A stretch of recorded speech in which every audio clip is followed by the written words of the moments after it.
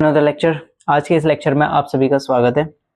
आज हम इस लेक्चर में लेसन नंबर सेकंड के यानी हमारे एसिड, बेस और सॉल्ट के इसके सभी रिएक्शंस को कंप्लीट कवर अप करने वाले हैं। एक टोटल रिवीजन है, ठीक है।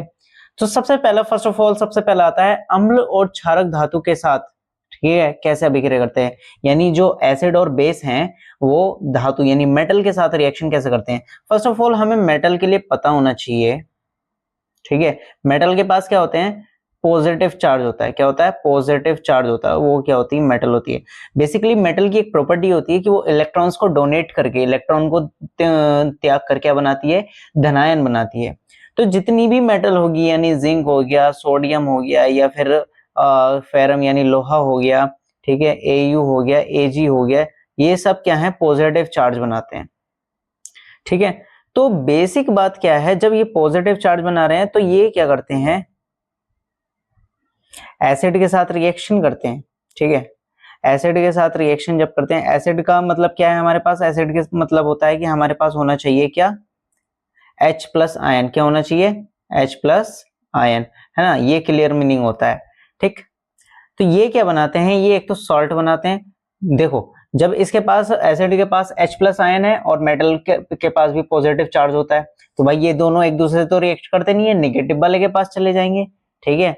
तो भाई वो क्या करता है, सीधे हाइड्रोजन गैस बनाते हैं। तो आप याद रखेंगे कि जब भी एसिड मेटल के साथ रिएक्शन करती है तो क्या बनाता है, हाइड्रोजन गैस बनती है, ठीक है। जब भी एसिड मेटल के साथ रिएक्शन करेगी तो वो क्या बनाती है, हाइड्रोजन गैस बनाती है। तो चलो देखते हैं भाई कैसे बनाती है। मान लो हमारे पास HCl है एक, ठीक है, एसिड है प्लस Zn है, ठीक है। अब Zn जब HCl टूटता है तो HCl दो पार्ट में टूटता है, कौन सा, H प्लस और Cl माइनस, ठीक है, इन दो पार्ट में टूटा हुआ होता है, ठीक है। अब जो Zn है, Zn पर 2 प्लस का चार्ज होता है यानी पॉजिटिव होता है, यानी जितनी भी मेटल है वो पॉजिटिव चार्ज वाली होती है। तो भाई ये इसके साथ पॉजिटिव वाला पॉजिटिव के साथ थोड़ी जाएगा, वो तो अपने से अपोजिट वाले के साथ जाएगा ना, निगेटिव वाले के साथ जाएगा, ठीक है, इसके साथ थोड़ी चला जाएगा। तो ये क्या करता है, ZnCl2 बना देता है, जिंक क्लोराइड बना देता है और प्लस हाइड्रोजन गैस। ये क्योंकि हाइड्रोजन अकेला बचता है, हाइड्रोजन क्या करे भाई, वो कहता है हम तो अपने आप में ही खुश हैं, तो हाइड्रोजन गैस बन जाती है। तो आपको रीजन पता चला कि हाँ भाई अम्ल और अम्ल की जब धातु के साथ अभिक्रिया कराते तो हाइड्रोजन गैस की बनती है, क्योंकि भाई ऑप्शन ही नहीं है उसके पास। तो ये पॉजिटिव है, ये नेगेटिव है, तो सीधी बात याद रखेंगे, अम्ल तथा क्षारक धातु अगर धातु के साथ रिएक्शन करते हैं, अम्ल तथा क्षारक धातु के साथ रिएक्शन करते हैं तो क्या बनाते हैं, हाइड्रोजन गैस बनाते हैं। पॉइंट याद रहेगा, ठीक है, क्लियर होना चाहिए।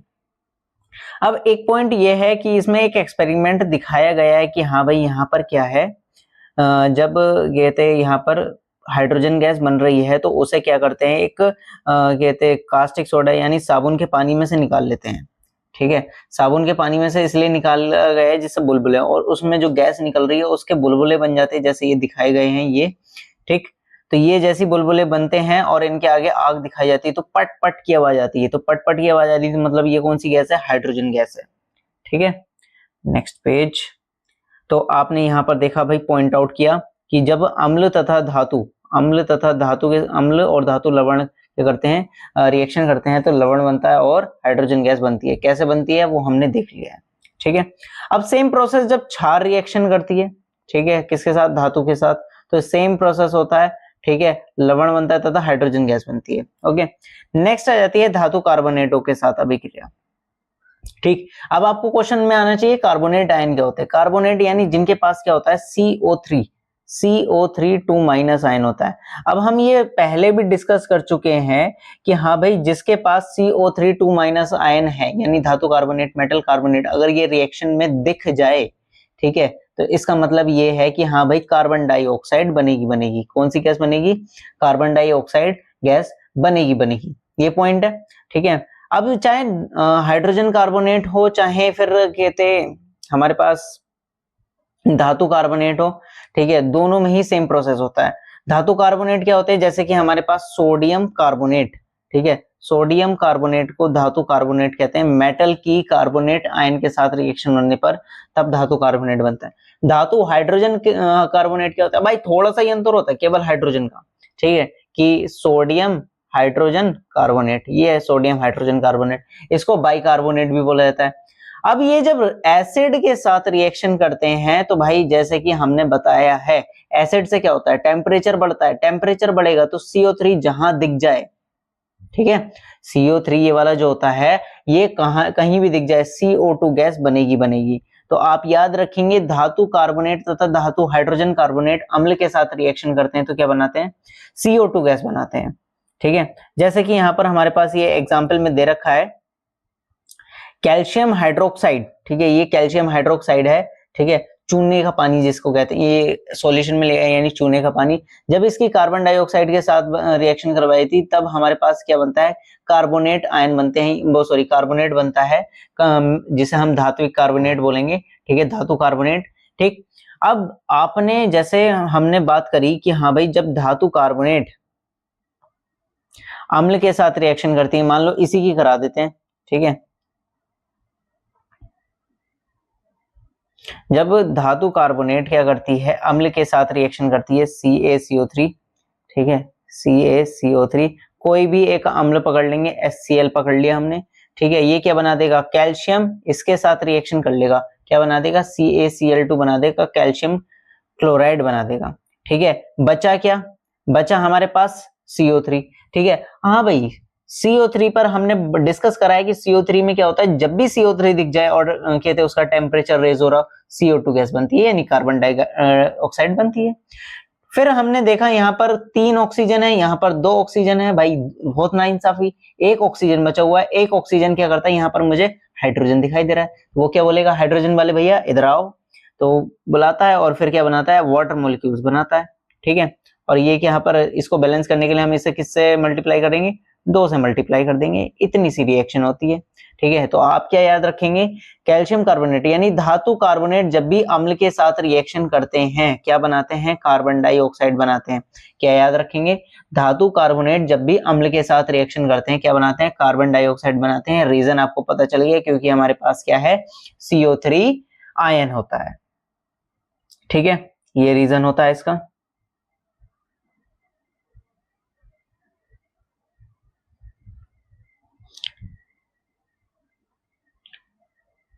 ठीक है, नेक्स्ट आती है अम्ल तथा क्षार परस्पर कैसे अभिक्रिया करते हैं। देखो भाई अम्ल तथा क्षार जब भी आपस में मिलते हैं, ठीक है, किसमें, आपस में मिल जाते हैं, तो ये एक दूसरे की शक्ति को खत्म कर देते हैं। क्यों, क्योंकि जैसे कि हम पढ़ के आए हैं, ठीक है, लास्ट लेक्चर्स में आप देख भी सकते हैं, ये तो एक रिवीजन लेक्चर है, कि अम्ल के अंदर क्या होता है, H+ आयन होते हैं, ठीक है, और क्षार के अंदर क्या होते हैं, OH- आयन होते हैं। ठीक है, अम्ल के अंदर क्या होते हैं, H+ आयन होते हैं और क्षार के अंदर क्या होते हैं, OH- आयन होते हैं। ठीक है, अब अम्ल और क्षार जब परस्पर अभिक्रिया करते हैं, ठीक है, अम्ल और क्षार परस्पर अभिक्रिया करते हैं तो आप देख रहे हैं यहाँ पर H+ आयन है और यहाँ पर OH- आयन है, दोनों मिलकर क्या बना देंगे, दोनों एक दूसरे की शक्ति को खत्म करेंगे और कुछ ऐसा बना देंगे HOH, जो कि देखा देखा सा लगेगा, यानी क्या है ये H2O। तो जब भी अम्ल और क्षार परस्पर अभिक्रिया करेंगे तो क्या बनाते हैं, ये बना देते हैं H2O, क्या बना देते हैं, पानी बना देते हैं। ठीक है, और साल्ट बनता है। अब जैसा हम यहाँ पर देखेंगे एक रिएक्शन को एनालाइज करेंगे। ठीक,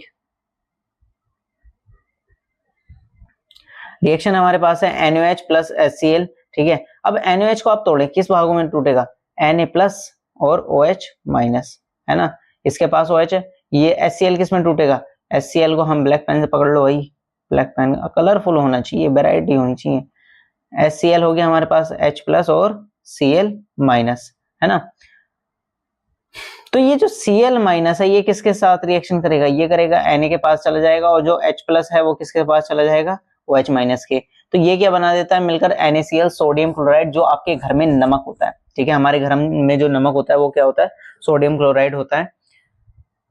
ठीक है, तथा वाटर मॉलिक्यूल्स बनते हैं। तो आप सीधी सी बात याद रखेंगे, जब भी अम्ल तथा क्षार परस्पर अभिक्रिया करते हैं तो क्या बनाते हैं, वाटर मॉलिक्यूल्स बनाते हैं, पानी बना देते हैं और एक दूसरे की शक्ति को खत्म कर देते हैं। इसको उदासीनीकरण अभिक्रिया कहते हैं। जब अम्ल तथा क्षार परस्पर अभिक्रिया करते हैं तो इसको हम क्या कह देते हैं, उदासीनीकरण अभिक्रिया। ठीक है, कौन सी अभिक्रिया, उदासीनीकरण अभिक्रिया, इंग्लिश में बोले तो न्यूट्रलाइजेशन। ठीक है, इंग्लिश में क्या बोलते हैं इसको, न्यूट्रलाइजेशन। अब वो भाई क्षार अम्ल के साथ करे या अम्ल क्षार के साथ करे, ठीक है, वो आप पर डिपेंड करता है कि हाँ भाई हमें किस में क्या मिलाना है। ठीक है, बस ये है, शर्त ये है कि भाई एक क्वेश्चन आता है कभी कभी कि पानी में अम्ल मिलाएं कि अम्ल में पानी मिलाएं, ठीक है, ये क्वेश्चन आता है सबसे मेन। तो भाई हमेशा पानी के अंदर अम्ल मिलाया जाता है, ना कि अम्ल के अंदर पानी। क्यों? अगर अम्ल की मात्रा ज्यादा होगी और वो पानी के साथ रिएक्ट करेगा, उसमें थोड़ा थोड़ा पानी मिलाएंगे, तो वो रिएक्ट एकदम से कर सकता है और वो एकदम से आपके हाथ पर भी आ सकता है, जिसकी वजह से क्या है, हाथ जल जाएगा। पानी की मात्रा जब ज्यादा होगी और अम्ल की मात्रा कम होगी, धीरे धीरे मिलाएंगे, तो उसमें गोल गोल घुमाते रहना भाई, ऐसे गोल गोल घुमाते रहना जिससे अच्छे से मिक्स हो जाए, ठीक है। तो वो क्या है, रिएक्ट धीरे धीरे करेगा, जिसकी वजह से क्या है, आपका हाथ सेफ रहेगा, आपके आसपास की चीजें सेफ रहेंगी। नेक्स्ट आ जाता है अम्ल के साथ धात्विक ऑक्साइड की अभिक्रियाएं। अम्ल के साथ धात्विक ऑक्साइड की अभिक्रियाएं बहुत ही इंटरेस्टिंग एंड क्या कह सकते हैं भाई, ट्रिकी कह सकते हैं इसको, ट्रिक है इसके अंदर। क्यों?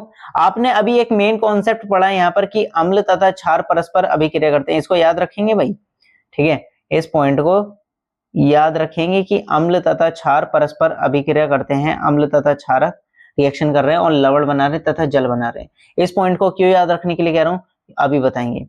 अम्ल के साथ धात्विक ऑक्साइड, सबसे पहली बात, आपको पता ही नहीं धात्विक ऑक्साइड क्या होता है, तो आप लास्ट लेक्चर जा सकते हैं, देख सकते हैं, उसमें आपको क्लियरली बिल्कुल मिल जाएगा। तो धात्विक ऑक्साइड क्या होते हैं, जब धातुओं की ऑक्सीजन के साथ रिएक्शन होती है तो उसको हम क्या कहते हैं, धात्विक ऑक्साइड कहते हैं। जैसे CaO, ठीक है, Na2O, ठीक है, इस तरीके के जितने भी धातु ऑक्सीजन के साथ रिएक्शन करती हैं तो वो क्या कहलाती हैं, धात्विक ऑक्साइड। तो जब ये अम्ल के साथ अभिक्रिया करते हैं, ठीक है, बेसिकली जब ये अम्ल के साथ रिएक्शन करते हैं तो क्या होता है, देखते हैं, एक मिनट। जब ये अम्ल के साथ रिएक्शन करते हैं, मान लो CaO ले लिया और प्लस HCl ले लिया, तो क्या होता है, देखते हैं भाई क्या होता है, कुछ तो इंटरेस्टिंग लग रहा है।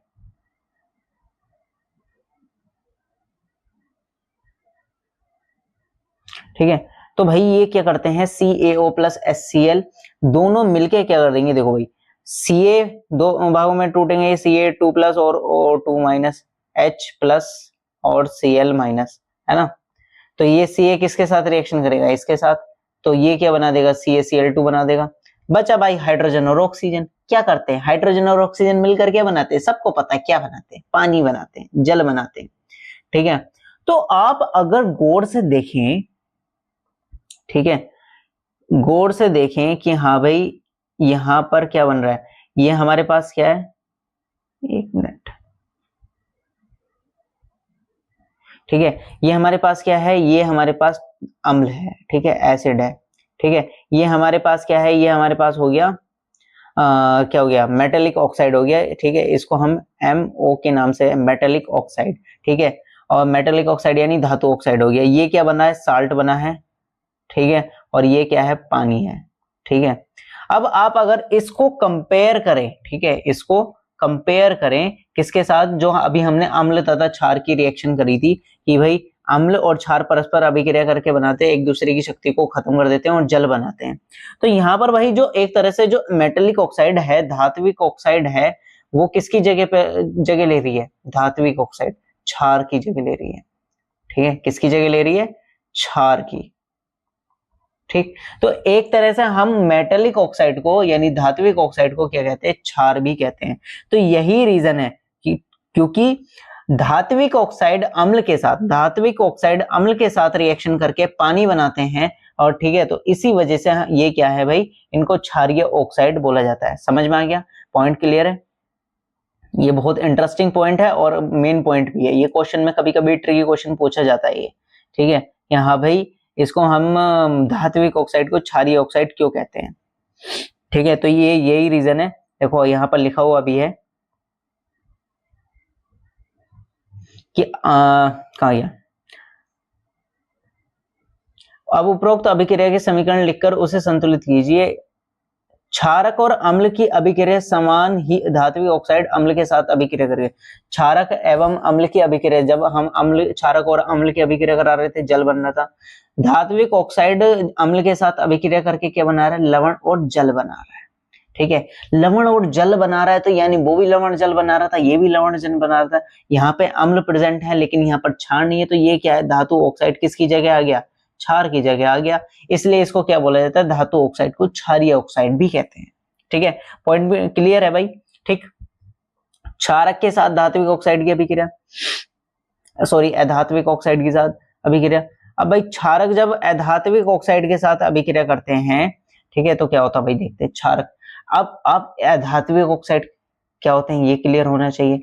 अधात्विक ऑक्साइड यानी जितने भी आप अधातु हैं, अगर उनकी ऑक्सीजन के साथ रिएक्शन हो जाए, दैट्स कॉल्ड अधात्विक ऑक्साइड।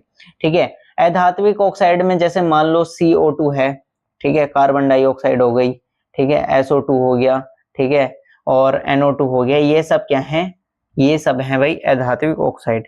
ठीक है, अब मान लेते हैं, चलो करते हैं भाई रिएक्शन करवाते हैं, हमारा काम तो है रिएक्शन करवाने का, मेन रिएक्शन करवाते हैं। मान लो हमने एक रिएक्शन क्या ले लिया, एक एसिड क्षार ले लिया NaOH, ठीक है, एक क्षार ले लिया NaOH। क्षार की जब अभिक्रिया कराई जाती है अधात्विक ऑक्साइड के साथ, तो आपको पता है भाई ये क्या बना रहा है, सोडियम और CO2, ठीक है, CO2 दिख गया, CO2 को अगर दिख गया तो कार्बोनेट आयन बनना है, Na2CO3 बनना है, ठीक है, बन गया। प्लस अब यहाँ पर हम इसको बैलेंस कर देते हैं, 2 से मल्टीप्लाई कर लेते हैं पहले, ठीक है। अब आप देखेंगे यहाँ पर भाई 2 और 2 4 ऑक्सीजन इधर है, 1 ऑक्सीजन इधर है, ठीक है, हाइड्रोजन बचा हुआ है, तो हाइड्रोजन और ऑक्सीजन मिलकर क्या बना लेते हैं, वाटर मॉलिक्यूल्स बना लेते हैं। तो अब की बार कंडीशन क्या बनी है कि हमारे पास क्षार है, ठीक है, प्लस हमारे पास अधात्विक ऑक्साइड है, ठीक है, अधात्विक ऑक्साइड को मैं NMO के नाम से प्रेजेंट कर रहा हूं, नॉन मेटेलिक ऑक्साइड्स, ठीक है, क्या, नॉन मेटेलिक ऑक्साइड, साल्ट है, ठीक है, और प्लस वाटर मॉलिक्यूल्स है ना, ये कंडीशन है। तो जब क्षार और कहते हैं क्षार के साथ जब अधात्विक ऑक्साइड क्रिया करके जल बना रही है, तो वही कंडीशन तो वहां पे आ रही थी कि भाई जब क्षार के साथ अम्ल रिएक्शन कर रहा था तब भी पानी बन रहा था।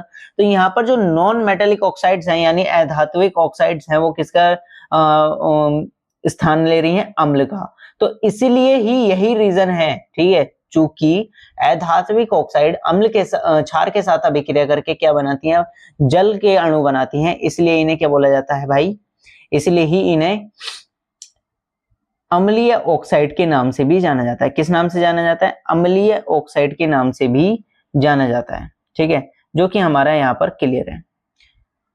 कहाँ गया भाई, कैल्शियम हाइड्रोक्साइड जो कि एक क्षारक है, कार्बन डाइऑक्साइड के साथ अभिक्रिया करके लवण तथा जल का निर्माण करता है। चूंकि यह क्षारक और अम्ल के बीच होने वाली अभिक्रियाओं के समान है, अतः हम यह निष्कर्ष निकाल सकते हैं कि अधात्विक ऑक्साइड अम्लीय प्रकृति के होते हैं, एसिडिक नेचर के होते हैं, ठीक है। तो भाई यहाँ पर तो खत्म होता है हमारा केमिकल एसिड की केमिकल प्रॉपर्टीज, ठीक है, एसिड और बेस की केमिकल प्रॉपर्टीज यहाँ पर खत्म हो जाती हैं।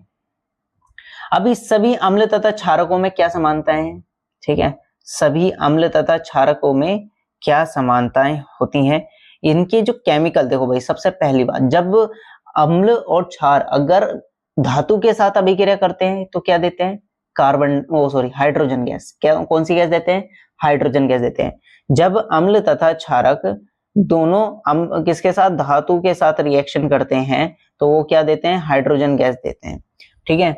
जब अम्ल एक तो ये हो गया, फिर नेक्स्ट टॉपिक क्या आ जाता है कि हाँ भाई जब अगर हम इनमें कहते हैं अम्ल तथा क्षारकों में क्या करें, इनका जलीय विलयन बना दें, ठीक है, या फिर इनको इनमें विद्युत धारा प्रवाहित कर दें, ठीक है, तो क्या कंडीशन होती है। तो भाई अम्ल में तो क्या एक सिंपल सी बात है, अम्ल में एक चीज तो सेम रहती है, ठीक है, यहाँ से H+OH- की पहचान बनती है कि भाई जब हम अम्ल के अंदर क्या करते हैं, विद्युत धारा प्रवाहित करते हैं, तो हमने एक नेचर देखने को मिलता है कि हर एक सॉल्यूशन में H+ आयन निकल के आते हैं, ठीक है। जब हमने ये जैसे ये बीकर है, बीकर के अंदर विलयन भरा, वो अम्ल भरा और उसमें विद्युत धारा प्रवाहित करी, तो भाई हमें क्या देखने को मिलता है कि हाँ भाई इसमें अम्ल के अंदर एक आयन सेम देखने को मिलता है कि H+ तो कंपलसरी बनता है, ऋणायन बदलता है। तो आप याद रखेंगे कि अम्ल क्या होते हैं, जिनमें क्या होते हैं, धनायन क्या हो, H+ हो, ठीक है, वो अम्ल होते हैं।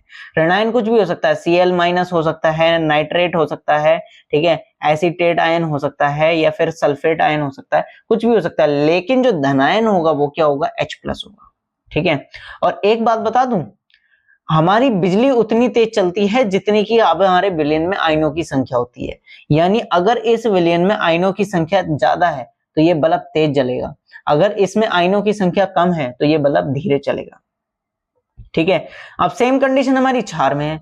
जब हम क्षार का जलीय विलयन में क्या करते हैं, विद्युत धारा प्रवाहित करते हैं, तो उसमें हमें पॉजिटिव पार्ट तो अलग अलग देखने को मिलेंगे कि भाई Na+ आ जाए, K+ आ जाए, ठीक है, या फिर NH4+ आ जाए, कुछ भी आ सकता है, लेकिन हमें नेगेटिव वाला पार्ट OH- पार्ट बिल्कुल सेम देखने को मिलता है, जिसको हम क्या कहते हैं, हाइड्रोक्साइड आयन कहते हैं। ठीक है, हाइड्रोक्साइड आयन कहते हैं, जो कि हमारा एक पार्ट अलग क्लियर है। ठीक, कि हाँ भाई उसमें क्या होगा, क्षार में OH- आयन तो चेंज होता, मतलब OH- आयन तो बिल्कुल पक्का रहेगा कि ये तो देगा ही देगा।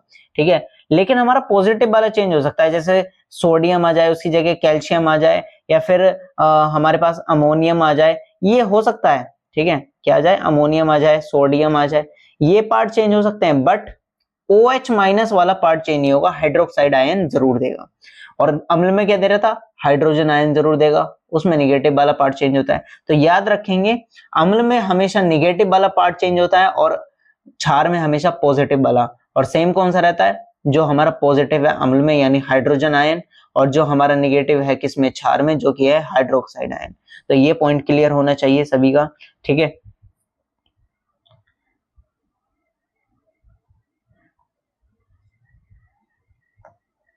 इससे नेक्स्ट टॉपिक है हमारा जलीय विलयन में अम्लीय क्षारक का क्या होता है।